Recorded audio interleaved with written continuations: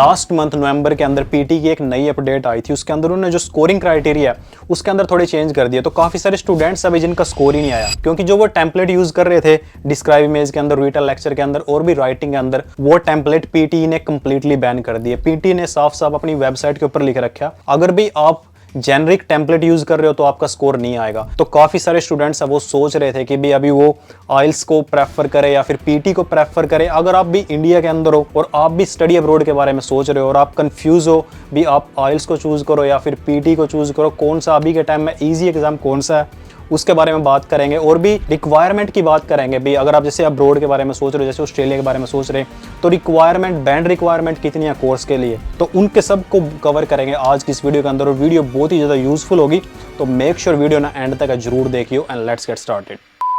अगर आप first time जा रहे हो आइल्स के लिए या फिर पीटी के लिए, तो मैं आपको थोड़ी सी इंट्रोडक्शन दे दूं उसकी टेस्ट फॉर्मेट के बारे में, स्ट्रक्चर के बारे में। तो भी जो आइल्स के एग्जाम है, ठीक है, उसकी जो फुल फॉर्म है आइल्स की, वो अभी international English language testing system, ठीक है। और जो ये कंडक्ट किया जाएगा इंडिया के अंदर, वो कंडक्ट किया जाएगा थ्रू आईडीपी ऑस्ट्रेलिया।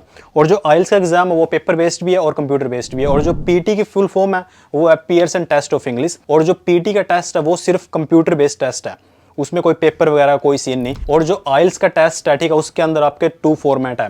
जैसे आइल्स का आपका एकेडमिक का रहेगा और आइल्स का आपका जनरल रहेगा, ठीक है। और एकेडमिक और जनरल का क्या सीन है, अगर आप जैसे आइल्स का टेस्ट दे रहे हो, अगर आप ना अब्रॉड जाना फॉर स्टडी वीजा, ठीक है, तो आप आइल्स एकेडमिक चूज करोगे। अगर आपने अब्रॉड जाना फॉर लाइक वर्क पर्पस या फिर अगर आपने पीआर वगैरह अप्लाई करनी, देन आप चूज करोगे आइल्स जो जनरल एग्जाम है, ठीक है, आप वो चूज करोगे। और पीटी के अंदर सेम ही थिंग, आपका पीटी एकेडमिक रहेगा अगर आप ना अब्रॉड जाना for PT for like for study purpose, ठीक है। और इसमें अगर आप यूके जा रहे हो तो आपका पीटी यूके वगैरह उनका अलग सीन है। तो अब बात करते हैं जो मतलब कि टेक्स्ट का स्ट्रक्चर है वो कैसा है आइल्स और पीटी का। तो आइल्स के अंदर आपके यार 4 सेक्शन है, ठीक है। फर्स्ट आपका जैसे आपका रीडिंग हो गया 60 मिनट, ठीक है। उसके बाद आपका जैसे आपका राइटिंग हो गया आइल्स के अंदर, वो भी आपका 60 मिनट कराएगा। और जो स्पीकिंग आइल्स के अंदर वो रहेगी आपकी भाई बिटवीन 10 to 15 मिनट, ठीक है। और उसके बाद आपका रहेगा आइल्स लिसनिंग, ठीक है, लिसनिंग रहेगा आपका 30 मिनट। स्पीकिंग आपका एग्जाम है, ठीक है, आपका वो सेम डे भी हो सका, आपका डिफरेंट डे भी हो सका। जो आइल्स की ड्यूरेशन रहेगी आपके एग्जाम की टोटल, वो रहेगी 2 आवर 40 मिनट, मतलब 2 आवर 40 मिनट 45 मिनट की। और जो पीटी के एग्जाम है भाई, उसके अंदर आपके 20 क्वेश्चन टाइप होंगे और जो टोटल एग्जाम की ड्यूरेशन रहेगी वो रहेगी तकरीबन 2 आवर्स। तो इसके जो क्वेश्चन टाइप हैं, ठीक है, उनको हम लेटर ऑन पूरे का पूरा एक्सप्लेन करूंगा मैं इसमें। और जो आपका आइल्स का टेस्ट है वो तकरीबन हर एक यूनिवर्सिटी के अंदर एक्सेप्टेड है, लेकिन जो पीटी का टेस्ट है कुछ यूनिवर्सिटी है कनाडा के अंदर जो भी उसको एक्सेप्ट नहीं कर दी। लेकिन जो आपका आइल्स का टेस्ट है वो अगर आप जैसे ऑस्ट्रेलिया के अंदर भी जा रहे हो या फिर कहीं और जा रहे हो, आपको हर एक यूनिवर्सिटी के अंदर एक्सेप्टेड। और जो रिक्वायरमेंट रहेगी, जैसे अगर आप 12th के बाद अगर आप बैचलर के लिए अप्लाई कर रहे हो तो आपकी रिक्वायरमेंट रहेगी वो रहेगी 6 इन ईच। और आपकी जो ओवरऑल रिक्वायरमेंट रहेगी भाई वो रहेगी 6.5 बैंड्स की। अगर आप पीटी के बाद जा रहे हो तो आपकी रिक्वायरमेंट रहेगी 15 ईच। अगर आप जैसे मास्टर के लिए जा रहे हो तो आपकी जो बैंड रिक्वायरमेंट रहेगी वो रहेगी भी जैसे 6.5 इन ईच मॉड्यूल और 7 ओवरऑल। अगर आप जैसे फॉर एग्जांपल नर्सिंग के लिए जा रहे हो तो आपकी रिक्वायरमेंट रहेगी 7 इन ईच मॉड्यूल और आपके 7.5 ओवरऑल। अगर मैं बात करूं पीटी का जो एग्जाम स्ट्रक्चर है उसके बारे में कि पीटी कितनी इजी है कितनी हार्ड है, अभी के टाइम में क्या सीन है, तो यार जो पीटी एग्जाम है, ठीक है, उसके अंदर आपके 20 क्वेश्चन टाइप हैं।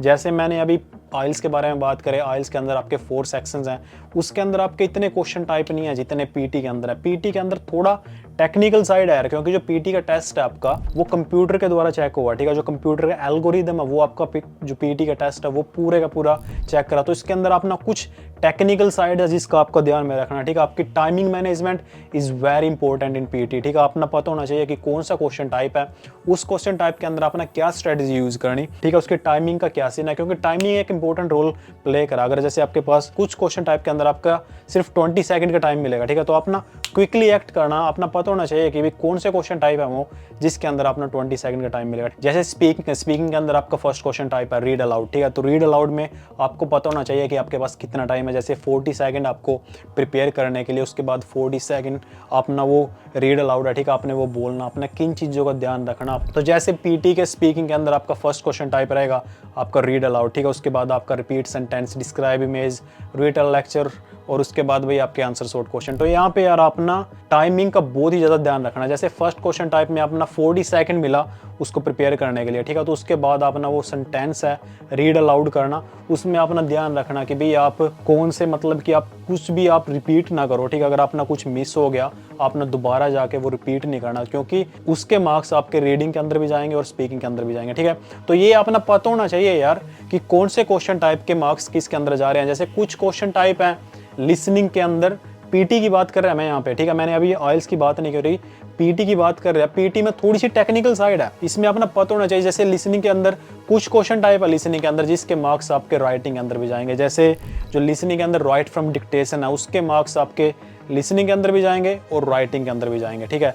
तो ये टेक्निकल सी चीजें हैं पीटी के अंदर जिसको आपका ध्यान में रखना। और जो टेम्पलेट है भाई, टेम्पलेट का अपना स्पेसिफिकली ध्यान में रखना, क्योंकि अगर आप जो जेनरिक टेम्पलेट अगर आप वो यूज करोगे यार तो आपका पीटी के अंदर आपका स्कोर नहीं आएगा भाई। इन्होंने स्पेसिफिकली अभी लास्ट मंथ नवंबर के अंदर इन्होंने स्पेसिफिकली मेंशन कर रखा है, अगर आप भी जेनरिक टेम्पलेट यूज कर रहे हो जो और कोई यूज कर रहा था, जैसे प्रीवियसली अगर आप देख रहे होंगे कि भाई I can see on this line, I can see this on the right hand side, I can see this line, beautiful picture, colourful picture, this and that, ये सारी चीजें भाई वो स्पेसिफिकली जो आपका कंप्यूटर का एल्गोरिदम वो डिटेक्ट कर लेगा। और उसके बाद जो ह्यूमन है वो आपका भाई जो ह्यूमन एग्जामिनर है वो आपका एग्जाम है वो चेक करेगा, तो आपका स्कोर नहीं आएगा यार पीटी के अंदर। तो अपना मेक श्योर आप टेम्पलेट यूज करना, अपना टेम्पलेट यूज करो, लेकिन वो टेम्पलेट के अंदर अपना फ्रेजेस वगैरह वो सारी चीजें अपना बहुत ज्यादा ध्यान में रखनी है अभी के टाइम में। और इसके अंदर जो मैं टेक्निकल साइड की बात कर रहा था, आपने टाइमिंग का पता होना चाहिए। जैसे रिपीट सेंटेंस के अंदर कितना टाइमिंग आएगा, उसके बाद डिस्क्राइब इमेज के अंदर अपना क्या चीज बोलनी है उसका टाइमिंग कितना है, ठीक है। उसके बाद माइक्रोफोन है वो कितने टाइम के बाद ओपन होगा, तो ये सारी चीजें बहुत इंपॉर्टेंट है भाई, ठीक है। उसके बाद जैसे आपका राइटिंग आ गया, राइटिंग टास्क 1 अपना समराइज करना, तो समराइज में अपना ध्यान रखना कि भाई आप कौन से सेंटेंस यूज कर रहे हो, तो मेक श्योर आप सिर्फ एक ही फुल स्टॉप यूज करो जो समराइज टास्क है उसके अंदर। और उसके बाद आपका जैसे एसे आ गया, एसे में अपना कौन से टेम्पलेट यूज करने, जो टेम्पलेट अभी के टाइम में वर्क कर रहे हैं अपना वो यूज करने, ठीक है। अपना कंपाउंडिंग जो कंपाउंडिंग सेंटेंस है, ठीक है, वो यूज करने, अपना जो कॉम्प्लेक्स सेंटेंस है, ठीक है, उनका यूज करना राइटिंग के अंदर। सिर्फ जो एक जेनरिक टेम्पलेट है वो यूज नहीं करना, क्योंकि अगर आप राइटिंग के अंदर भी जो टेम्पलेट अगर आप जेनरिक यूज कर रहे हो तो भी आपका राइटिंग के अंदर भी स्कोर है, पीटी के अंदर आपका वो स्कोर नहीं आएगा, ठीक है। लेकिन जो आइल्स के अंदर यार अपना ये सारी चीज ज्यादा डील नहीं करनी कि भी अपना ध्यान रखना कि एक क्वेश्चन टाइप के अंदर इतना टाइम है, ठीक है। उसके बाद माइक्रोफोन ओपन हो रहा है, और मेक श्योर जो आपका माइक्रोफोन है, मैं पीटी की बात कर रहा है यहाँ पे, पीटी के अंदर आपका माइक्रोफोन वो आपका बैलेंस होना चाहिए भी, ठीक है। वो आपका मतलब कि अगर ज़्यादा ऊपर नहीं होना चाहिए कि ताकि आपका जो ज़्यादा ऊपर हो या वो तो आपके भाई जो ब्रीदिंग का साउंड है, ठीक है, वो चला जाएगा उसके अंदर, तो उसके भी आपका इफेक्ट करेगा आपका स्पीकिंग स्कोर। तो ये सारी चीज़ें ना, ठीक है, वो बहुत मैटर करा जो पीटी के अंदर। लेकिन जो आइल्स है उसमें आपका इतनी कुछ टेक्निकल साइड नहीं है, ठीक है। उसमें जैसे आपका फॉर एग्जाम्पल रीडिंग हो गई, ठीक है, रीडिंग में अपना पता होना चाहिए कि अपना क्या क्या स्ट्रेटेजी यूज करनी है, जैसे अपना कैसे स्किम करना पैसेज वगैरह, उसके बाद कैसे क्वेश्चंस वगैरह फाइंड आउट करना है, ठीक है। ये सारी चीजें यार सेम ही थिंग स्पीकिंग के अंदर, ठीक है। तो पीटी की थोड़ी साइड यार टेक्निकल हो जा, लेकिन अगर आप जाना है पीटी के अंदर, ठीक है, आप जा सको, लेकिन मेक श्योर आप ये चीज ध्यान में रखो जरूर कि अपना ये सारी चीजें पता होनी चाहिए, ठीक है, जो मैंने बात की जैसे टाइमिंग मैनेजमेंट की, और भी जैसे कि अपना पता हो कि आपका क्वेश्चन टाइप्स वगैरह का, ठीक है, उनका क्या सीन है। अगर आपने ये सारी चीजें पता, ठीक है, तो आप पीटी के अंदर भी आप जा सको। मेक श्योर टेम्पलेट ना जरूर ध्यान में रखियो भाई, जो आप टेम्पलेट वगैरह यूज कर रहे हो वो जेनरिक नहीं होने चाहिए, ठीक है। वो टेम्पलेट यूज करो जिसके अंदर अपना काफी ज्यादा मतलब कि फ्रेजेस वगैरह आप अपने खुद के डाल सको, ठीक है। तो उसके अंदर ये नहीं हो कि भाई आप वो सिर्फ जो प्री मेड टेम्पलेट्स हैं सिर्फ वो यूज कर रहे, अपने कुछ फ्रेजेस वगैरह, ठीक है, वो आप डाल नहीं रहे। तो ये तो सारा हो गया यार हमारा टेस्ट का। मैंने इसमें कंप्लीट में आइल्स के बारे में बात कर ली, ठीक है, पीटी के बारे में बात कर ली, क्वेश्चन टाइप के बारे में बात कर ली, स्ट्रेटेजी क्या क्या यूज करनी है उनके बारे में बात कर ली। तो अब बात करते हैं कि आप और एक्स्ट्रा क्या कर सको। जैसे जब आप आइल्स की या फिर पीटी की प्रिपरेशन कर रहे हो तो मेक श्योर अपना यार एक कंप्लीट स्टडी प्लान आप रेडी कर सको, ठीक है। उसमें अपना कंप्लीट पता होना चाहिए कि भाई जैसे अभी 1 डे या फिर 3 डेज आप सिर्फ स्पीकिंग पे यूज करोगे, आप स्पीकिंग ऊपर फोकस करोगे, ठीक है। उसके बाद आप राइटिंग ऊपर फोकस करोगे, उसमें आपने कौन सी चीज़ें जिनका अपना ध्यान में रखनी, और आप भाई और क्या चीज़ कर सको, आप जैसे इंग्लिश मूवी है, ठीक है, आप वो देख सको, जो डॉक्यूमेंट्री है इंग्लिश के अंदर, ठीक है, जो BBC का जैसे जो ये न्यूज़ चैनल है, ठीक है, आप इनको देख सको। तो ये सारी चीज़ें यार अफेक्ट करेंगी आपकी लिसनिंग के अंदर, ठीक है, क्योंकि जो आइल्स के अंदर जो लिसनिंग का पार्ट है ना वो थोड़ा सा ट्रिकी है यार, तो उसमें मेक श्योर आपका फोकस है वो बहुत ही ज़्यादा इंपॉर्टेंट है। तो ये सारी स्ट्रेटजी है यार जो आप यूज़ कर सको अपनी आइल्स के अंदर और पीटी के अंदर, ठीक है। तो आपके पास अभी दो ऑप्शंस है, या तो आप आइल्स के अंदर चले जाओ या फिर पीटी के अंदर चले जाओ। देखो यार एग्जाम कोई सा भी मतलब कि इतनी ज़्यादा ईजी नहीं है कि भाई easy as piece of cake है। आप ना थोड़ी मेहनत करनी पड़ेगी दोनों साइड में, ठीक है, आइल्स के अंदर भी और पीटी के अंदर भी। लेकिन अभी के टाइम में जो देखा जावा जो है टेम्पलेट्स वगैरह भी न्यू यूज़ कर रहे हैं पीटी के अंदर, जो है कि नई अपडेट्स वगैरह आई है। तो अगर आपका जैसे स्कोर आपका गोल है जैसे कि 6 ईच या फिर 6.57, तो आप यार इजीली क्रैक कर सको वो तो आइल्स के अंदर भी, ठीक है। सो दैट्स इट गाइस, इस वीडियो के अंदर हमने कंप्लीट में बात कर ली आइल्स के बारे में और पीटी के बारे में। तो मिलते हैं एक नेक्स्ट वीडियो के अंदर। जय हिंद।